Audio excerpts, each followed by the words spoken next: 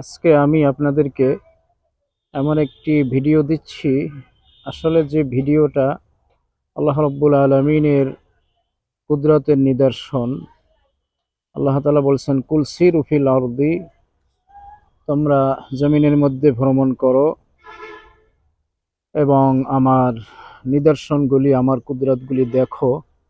সাধারণত উদ্ভিদ জাতীয় প্রাণীগুলি মাটির থেকে উঠে হয়তো সে নিজের স্থানে নিজের উপরে নিজে দাঁড়িয়ে থাকে, আবার অন্য কেহ যেমন লতা পাতা অন্য গাছের উপরে নির্ভর করে বেড়ে থাকে। কিন্তু আমরা যে জিনিসটি আজকে দেখছি, এটাকে আমাদের বরিশালের ভাষায় শূন্যলতা বলে।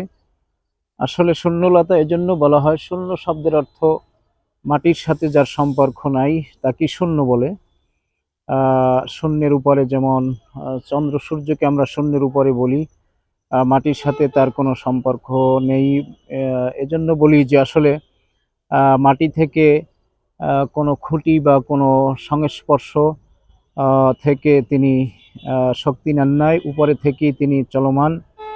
ঠিক আসলে এই শূন্যলতাগুলিও কোনো গাছের উপরে বেড়ে থাকে, নাই তার কোনো পাতা, নাই তার কোনো ফল ফুল।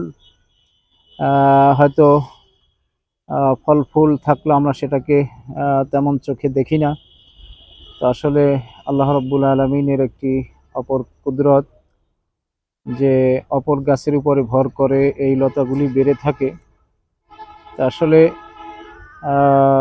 এটার মাটির সাথে সরাসরি কোনো সংযোগ নেই, অন্য গাছের সাথে বেড়ে ওঠে এবং সে গাছের থেকেই হয়তো মাটির নির্যাস সে খেয়ে বড় হয়ে থাকে। আল্লাহ রাব্বুল আলামিনের কি কুদরত! আল্লাহ তাআলা মাটি থেকে সকল উদ্ভিদ গজান এবং মাটি থেকে খাবার সংগ্রহের শক্তি প্রত্যেককে দিয়েছেন।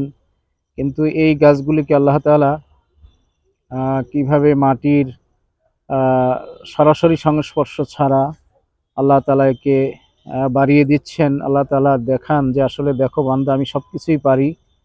আল্লাহ তাআলা না পারেন এমন কোনো জিনিস নাই। যিনি সব কিছু পারেন তিনি হলেন আল্লাহ, আর যারা কিছুই পারে না তারা হলেন বান্দা।